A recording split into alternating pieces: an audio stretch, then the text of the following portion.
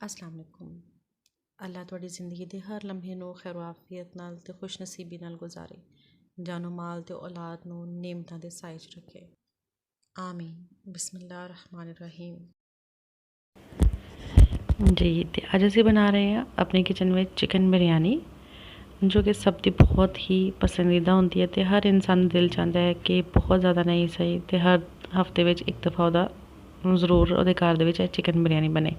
ਤੇ ਅੱਜ ਅਸੀਂ ਬਣਾਵਾਂਗੇ ਬਜਟ ਦੇ ਵਿੱਚ ਰਹਿੰਦੇ ਹੋਏ ਚਿਕਨ ਬਿਰਿਆਨੀ, ਜਿਹਦੇ ਵਾਸਤੇ ਤੁਹਾਨੂੰ ਬਾਹਰ ਕਿਸੇ ਵੀ ਮਸਾਲੇ ਨੂੰ ਖਰੀਦਣ ਵਾਸਤੇ ਜ਼ਰੂਰਤ ਨਹੀਂ ਹੈ ਜਾਣ ਦੀ।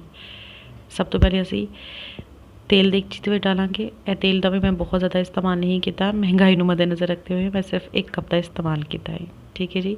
ਤੇ ਇਹ ਮੈਂ ਅੱਜ ਬਣਾ ਰਹੀ ਹਾਂ 4 ਗਲਾਸ ਚਾਵਲਾਂ ਵਾਸਤੇ ਚਿਕਨ ਬਿਰਿਆਨੀ।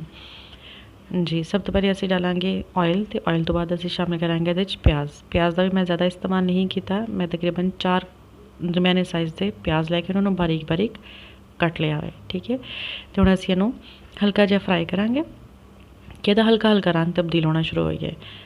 ਉਸ ਤੋਂ ਬਾਅਦ ਅਸੀਂ ਇਹਦੇ 'ਚ ਪਾਵਾਂਗੇ ਕਾਲੀ ਮਿਰਚ ਅਤੇ ਸਾਬਤ ਕਾਲਾ ਜ਼ੀਰਾ। ਉਹਨੂੰ ਅੱਛੀ ਤਰ੍ਹਾਂ ਥੋੜ੍ਹਾ ਜਿਹਾ ਭੁੰਨ ਕੇ ਅਸੀਂ ਉਸ ਤੋਂ ਬਾਅਦ ਸ਼ਾਮਿਲ ਕਰਾਂਗੇ 1 ਕਿਲੋ ਚਿਕਨ। 1 ਕਿਲੋ ਚਿਕਨ ਹੈ ਜਿਹਨੂੰ ਮੈਂ ਬਹੁਤ ਅੱਛੀ ਤਰ੍ਹਾਂ ਧੋ ਕੇ ਉਹਦੇ ਦਰਮਿਆਨੇ ਸਾਈਜ਼ ਦੀ ਕਟਿੰਗ ਕਰਕੇ ਅਤੇ ਉਸ ਤੋਂ ਬਾਅਦ ਉਹਨੂੰ ਪਿਆਜ਼ ਦੇ ਵਿੱਚ ਸ਼ਾਮਿਲ ਕਰ ਲਿਆ ਹੈ। ਇਹਦੇ 'ਚ ਨਾ ਤਾਂ ਅਸੀਂ ਅਲੱਗ ਪਿਆਜ਼ ਫਰਾਈ ਕਰਾਂਗੇ, ਨਾ ਹੀ ਅਲੱਗ ਚਿਕਨ ਫਰਾਈ ਕਰਾਂਗੇ, ਬਲਕਿ ਪਿਆਜ਼ ਦੇ ਵਿੱਚ ਹੀ ਚਿਕਨ ਨੂੰ ਅਸੀਂ ਫਰਾਈ ਕਰਾਂਗੇ। ਇਸੇ ਵਾਸਤੇ ਮੈਂ ਤੁਹਾਨੂੰ ਕਿਹਾ ਹੈ ਕਿ ਤੁਸੀਂ ਪਿਆਜ਼ ਨੂੰ ਬਹੁਤ ਜ਼ਿਆਦਾ ਬਰਾਊਨ ਜਾਂ ਹਲਕਾ ਬਰਾਊਨ ਜਾਂ ਗੋਲਡਨ ਬਰਾਊਨ ਨਹੀਂ ਕਰਨਾ, ਬਲਕਿ ਹਲਕਾ ਹਲਕਾ ਹੀ ਉਹਦਾ ਰੰਗ ਚੇਂਜ ਹੋਏ ਤਾਂ ਉਹਦੇ ਵਿੱਚ ਤੁਸੀਂ ਕੀ ਕਰਨਾ ਹੈ, ਪਿਆਜ਼ ਨੂੰ ਚਿਕਨ ਨੂੰ ਸ਼ਾਮਿਲ ਕਰ ਦੇਣਾ ਵਾ। ਜੀ ਉਹਨਾਂ ਨੂੰ ਅਸੀਂ ਕੀ ਕਰਾਂਗੇ, ਮਿਕਸ ਕਰਾਂਗੇ ਅੱਛੀ ਤਰ੍ਹਾਂ, ਅਤੇ ਉਦੋਂ ਤੱਕ ਇਹਨੂੰ ਅਸੀਂ ਫਰਾਈ ਕਰਾਂਗੇ ਜਦੋਂ ਤੱਕ ਇਹਦਾ ਕਲਰ ਚੇਂਜ ਨਾ ਹੋ ਜਾਏ। ਠੀਕ ਹੈ। ਚਿਕਨ ਦਾ ਵੀ ਕਲਰ ਚੇਂਜ ਹੋਣਾ ਚਾਹੀਦਾ ਹੈ ਅਤੇ ਪਿਆਜ਼ ਦਾ ਵੀ ਕਲਰ ਚੇਂਜ ਹੋਣਾ ਚਾਹੀਦਾ ਹੈ। ਜੀ ਅਜੇ ਵੀ ਸਾਡਾ ਚਿਕਨ ਫਰਾਈ ਨਹੀਂ ਹੋਇਆ। ਜਿੰਨੀ ਅੱਛੀ ਤੁਸੀਂ ਫਰਾਈਂਗ ਕਰੋਗੇ ਅਤੇ ਉਸ ਤੋਂ ਬਾਅਦ ਬੁਨਾਈ ਕਰੋਗੇ ਤਾਂ ਕਿ ਤੁਹਾਡੀ ਬਿਰਿਆਨੀ ਦਾ ਓਨਾ ਅੱਛਾ ਰੰਗ ਆਏਗਾ, ਕਿਉਂਕਿ ਪਾਣੀ ਅਗਰ ਤੁਹਾਡੇ ਚਿਕਨ ਦੇ ਵਿੱਚ ਰਹਿ ਜਾਏਗਾ ਜਾਂ ਤੁਹਾਡੇ ਮਸਾਲੇ ਦੇ ਵਿੱਚ ਰਹਿ ਜਾਏਗਾ ਤਾਂ ਫਿਰ ਤੁਹਾਡੇ ਬਿਰਿਆਨੀ ਮਸਾਲੇ ਦੇ ਵਿੱਚ ਪਾਣੀ ਦਾ ਟੇਸਟ ਆਏਗਾ ਅਤੇ ਤੁਹਾਡੇ ਚਾਵਲ ਵੀ ਅੱਛੇ ਨਹੀਂ ਪੱਕਣਗੇ। ਜੇ ਹੁਣ ਅਸੀਂ ਮਸਾਲਾ ਜਾਤ ਸ਼ਾਮਿਲ ਕਰਾਂਗੇ। ਮਸਾਲੇ ਦਾ ਜਾਤ ਵਿੱਚ ਬਿਰਿਆਨੀ ਮਸਾਲਾ, ਜ਼ੀਰਾ, ਸੁੱਕਾ ਧਨੀਆ, ਨਮਕ ਅਤੇ ਲਾਲ ਮਿਰਚ ਦਾ ਅਸੀਂ ਇਸਤੇਮਾਲ ਕੀਤਾ ਹੈ। ਇਹ ਤਮਾਮ ਮਸਾਲੇ ਹਰ ਘਰ ਦੇ ਵਿੱਚ ਮੌਜੂਦ ਹੁੰਦੇ ਨੇ। ਸਾਡੇ ਕਿਚਨ ਦੇ ਵਿੱਚ ਹਰ ਵਕਤ ਅਸੀਂ ਰੋਜ਼ ਖਾਣੇ ਵਿੱਚ ਇਸਤੇਮਾਲ ਕਰ ਰਹੇ ਹੁੰਦੇ ਹਾਂ।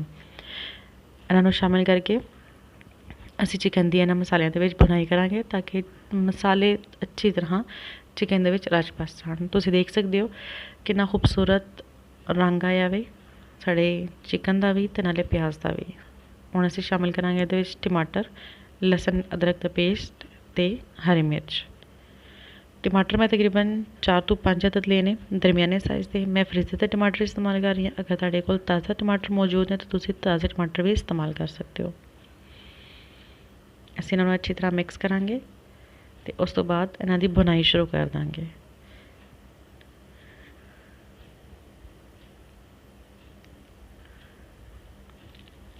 ਜੀ ਦੇਖੋ ਤੁਸੀਂ ਇਹਦੇ 'ਚ ਅਜੇ ਪਾਣੀ ਮੌਜੂਦ ਹੈ। ਅਸੀਂ ਕੀ ਕਰਾਂਗੇ, ਢੱਕਣ ਦੇ ਦਾਂਗੇ ਦੇਗਚੀ ਦੇ ਉੱਤੇ ਅਤੇ ਚਿਕਨ ਨੂੰ ਉਹਦੇ ਹੀ ਭਾਪ ਦੇ ਵਿੱਚ ਗਲਣ ਦੇਵਾਂਗੇ।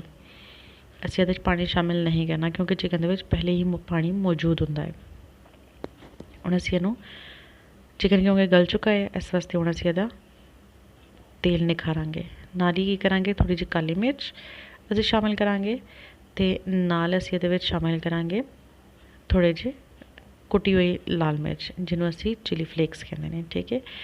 ਇਹ ਤੁਹਾਡੇ ਡਿਪੈਂਡ ਕਰਦਾ ਹੈ ਤੁਸੀਂ ਕਿਸ ਕਿਸਮ ਦੀ ਬਿਰਿਆਨੀ ਖਾਣਾ ਚਾਹੁੰਦੇ ਹੋ। ਅਗਰ ਤੁਸੀਂ ਤੇਜ਼ ਮਿਰਚਾਂ ਵਾਲੀ ਖਾਣਾ ਚਾਹੁੰਦੇ ਹੋ ਤਾਂ ਤੁਸੀਂ ਇਹਦੇ ਵਿੱਚ ਮਿਰਚਾਂ ਦਾ ਮਸਾਲੇ ਦਾ ਇਸਤੇਮਾਲ ਜ਼ਿਆਦਾ ਵੀ ਕਰ ਸਕਦੇ ਹੋ, ਕਿਉਂਕਿ ਮੈਨੂੰ ਦਰਮਿਆਨੇ ਸਪਾਈਸਿਸ ਦੇ ਨਾਲ ਬਿਰਿਆਨੀ ਬਣਾਉਣੀ ਸੀ, ਇਸ ਵਾਸਤੇ ਮੈਂ ਬਹੁਤ ਜ਼ਿਆਦਾ ਮਿਰਚਾਂ ਦਾ ਇਸਤੇਮਾਲ ਨਹੀਂ ਕੀਤਾ।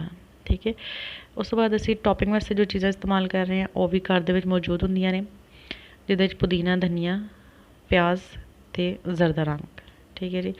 ਹੁਣ ਅਸੀਂ ਆਇਲ ਦਾ ਐਕਸਟਰਾ ਇਸਤੇਮਾਲ ਬਿਲਕੁਲ ਨਹੀਂ ਕਰਾਂਗੇ। ਉਹੀ ਮਸਾਲੇ ਦੇ ਵਿੱਚ ਜੋ ਸਾਡਾ ਤੇਲ ਨਿਖਰਿਆ ਹੋਇਆ ਅਸੀਂ ਉਹੀ ਤੇਲ ਥੱਲੇ ਦੇਗਚੀ ਦੇ ਵਿੱਚ ਆਪਣੇ ਡਾਲਾਂਗੇ ਪੈਨ ਦੇ ਵਿੱਚ। ਠੀਕ ਹੈ। ਅਤੇ ਉਸ ਤੋਂ ਬਾਅਦ ਅਸੀਂ ਕੀ ਕਰਾਂਗੇ, ਚਾਵਲ ਦੀ ਤਹਿ ਲਾਵਾਂਗੇ।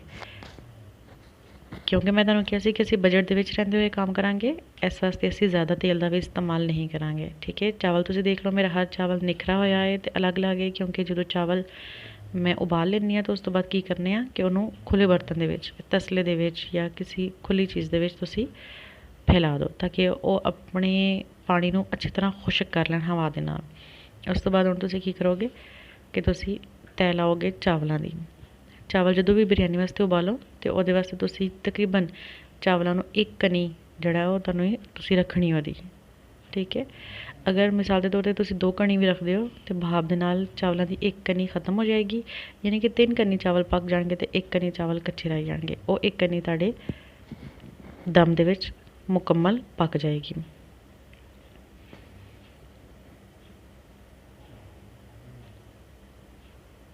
ਤੇ ਅਗਰ ਤੁਸੀਂ ਮੈਨੂੰ ਇੰਸਟਾਗ੍ਰਾਮ 'ਤੇ ਫੋਲੋ ਕੀਤਾ ਲੁੱਕ ਬੁੱਕ ਦੇ ਇੰਸਟਾਗ੍ਰਾਮ ਪੇਜ ਦੇ ਨਾਲ, ਤੇ ਮੈਂ ਉੱਥੇ ਇੱਕ ਤਰਕੀਬ ਦੱਸੀ ਸੀ, ਟ੍ਰਿਕ ਦੱਸੀ ਸੀ, ਜਿਹਦੇ 'ਤੇ ਮੈਂ ਕਿਹਾ ਸੀ ਕਿ ਜਦੋਂ ਤੁਸੀਂ ਚਾਵਲਾਂ ਨੂੰ ਉਬਾਲ ਲਓ ਤੇ ਉਹਦੇ ਵਿੱਚ ਤੁਸੀਂ ਕੀ ਕਰਨਾ ਹੈ, ਉਹਨੂੰ ਵੱਡੇ ਖੁੱਲ੍ਹੇ ਬਰਤਨ ਵਿੱਚ ਤੁਸੀਂ ਫੈਲਾ ਕੇ ਉਹਦੇ ਵਿੱਚ ਤੁਸੀਂ ਘਿਓ ਦੇ 1-2 ਚਮਚ ਸ਼ਾਮਿਲ ਕਰਕੇ ਤੇ ਚਾਵਲਾਂ ਨੂੰ ਅੱਛੀ ਤਰ੍ਹਾਂ ਮਿਕਸ ਕਰ ਦੇਣਾ। ਤੁਹਾਡੇ ਚਾਵਲ ਬਿਲਕੁਲ ਵੀ ਚਿਪਕਣਗੇ ਨਹੀਂ, ਡਿੱਗਣਗੇ ਨਹੀਂ। ਹੁਣ ਅਸੀਂ ਕੀ ਕੀਤਾ ਹੈ, ਇਹਦੇ ਚਿਕਨ ਦਾ ਮਸਾਲਾ ਤੇ ਉਸ ਤੋਂ ਬਾਅਦ ਟੌਪਿੰਗ ਦੇ ਜੋ ਚੀਜ਼ਾਂ ਇਸਤੇਮਾਲ ਕੀਤੀਆਂ ਸਨ ਉਹ ਅਸੀਂ ਉੱਤੇ ਡਾਲ ਦਾਂਗੇ, ਯਾਨੀ ਕਿ ਧਨੀਆ, ਪੁਦੀਨਾ ਤੇ ਪਿਆਜ਼। ਤੁਸੀਂ ਚਾਹੋ ਤੇ ਹਰੀ ਮਿਰਚਾਂ ਨੂੰ ਵੀ ਟੌਪਿੰਗ ਦੇ ਤੌਰ 'ਤੇ ਇਸਤੇਮਾਲ ਕਰ ਸਕਦੇ ਹੋ। ਅਗਰ ਤੁਹਾਡੇ ਘਰ ਲੈਮਨ ਹੈ ਨਹੀਂ, ਤੁਸੀਂ ਲੈਮਨ ਦਾ ਵੀ ਇਸਤੇਮਾਲ ਕਰ ਸਕਦੇ ਹੋ ਟੌਪਿੰਗ ਦੇ। ਇਸੇ ਤਰ੍ਹਾਂ ਤੁਸੀਂ ਕੀ ਕਰੋਗੇ ਕਿ ਹਰ ਤੈ ਵਿੱਚ ਪਹਿਲੇ ਚਾਵਲ, ਚਿਕਨ ਦਾ ਮਸਾਲਾ ਤੇ ਟੌਪਿੰਗ ਦੀ ਚੀਜ਼ਾਂ ਲਾਓਗੇ। ਉਸ ਤੋਂ ਬਾਅਦ ਜੋ ਸਭ ਤੋਂ ਉੱਤੇ ਟੌਪਿੰਗ ਵਿੱਚ ਤੁਸੀਂ ਕੀ ਕਰੋਗੇ, ਸਭ ਤੋਂ ਪਹਿਲੇ ਜ਼ਿਆਦਾ ਰੰਗ ਜੋ ਤੁਸੀਂ ਖੋਲ੍ਹ ਕੇ ਰੱਖਿਆ ਸੀ ਉਹਦੀ 4 ਲੈਣਾ ਲਾਓਗੇ ਤੇ ਉਸ ਤੋਂ ਬਾਅਦ ਉਹਦੇ ਉੱਤੇ ਧਨੀਆ, ਪੁਦੀਨਾ ਤੇ ਪਿਆਜ਼ ਫੈਲਾ ਦੋਗੇ, ਠੀਕ ਹੈ। ਤੇ ਅਗਰ ਤੁਸੀਂ ਹਰੀ ਮਿਰਚ ਵੀ ਸ਼ਾਮਿਲ ਕਰਨਾ ਚਾਹੁੰਦੇ ਹੋ ਤੁਸੀਂ ਉਹ ਵੀ ਉੱਤੇ ਰੱਖ ਸਕਦੇ ਹੋ। ਇਸ ਤੋਂ ਇਲਾਵਾ ਤੁਸੀਂ ਪਿਆਜ਼ ਬਰਾਊਨ ਕਰਕੇ ਬਰਾਊਨ ਪਿਆਜ਼ ਵੀ ਤੈ ਦੇ ਉੱਤੇ ਲਾ ਸਕਦੇ ਹੋ।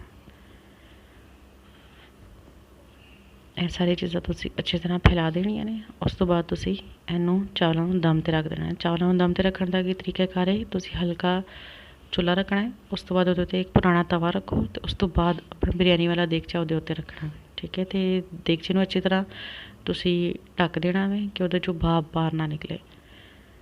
ਉਸ ਤੋਂ ਬਾਅਦ ਰਾਇਤਾ ਤਿਆਰ ਕਰ ਲੈਣਾ, ਜਿਹਦੇ ਵਿੱਚ ਧਨੀਆ, ਪੁਦੀਨਾ ਤੇ ਹਰੀ ਮਿਰਚ ਦਾ ਪੇਸਟ ਬਣਾ ਕੇ ਦਹੀਂ ਦੇ ਵਿੱਚ ਸ਼ਾਮਿਲ ਕਰ ਦਿੱਤਾ ਤੇ ਨਮਕ ਸ਼ਾਮਿਲ ਕਰ ਦਿੱਤਾ। 15 ਮਿੰਟ ਬਾਅਦ ਆਪਣੀ ਬਿਰਯਾਨੀ ਨੂੰ ਅਸੀਂ ਚੈੱਕ ਕਰਨੇ ਆ। ਬਿਰਯਾਨੀ ਤੁਸੀਂ ਕਦੇ ਵੀ ਦਰਮਿਆਨ 'ਚੋਂ ਨਹੀਂ ਹਿਲਾਉਣਾ ਕਿਉਂਕਿ ਚਾਵਲ ਟੁੱਟ ਜਾਂਦੇ ਨੇ।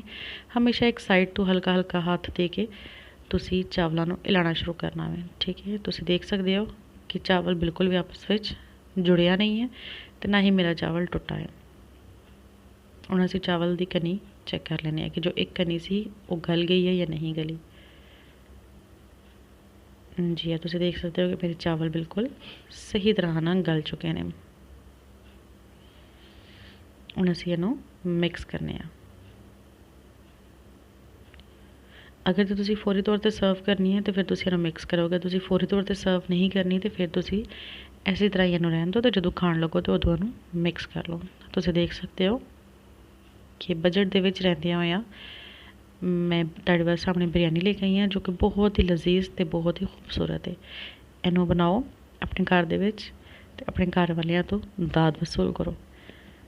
ਮੇਰੇ ਚੈਨਲ ਨੂੰ ਸਬਸਕ੍ਰਾਈਬ, ਲਾਈਕ ਤੇ ਸ਼ੇਅਰ ਕਰੋ ਤੇ ਕਮੈਂਟ ਜ਼ਰੂਰ ਕਰਿਓ ਕਿ ਤੁਹਾਨੂੰ ਮੇਰੀ ਬਿਰਯਾਨੀ ਕੈਸੀ ਲੱਗੀ। ਬਹੁਤ ਸ਼ੁਕਰੀਆ।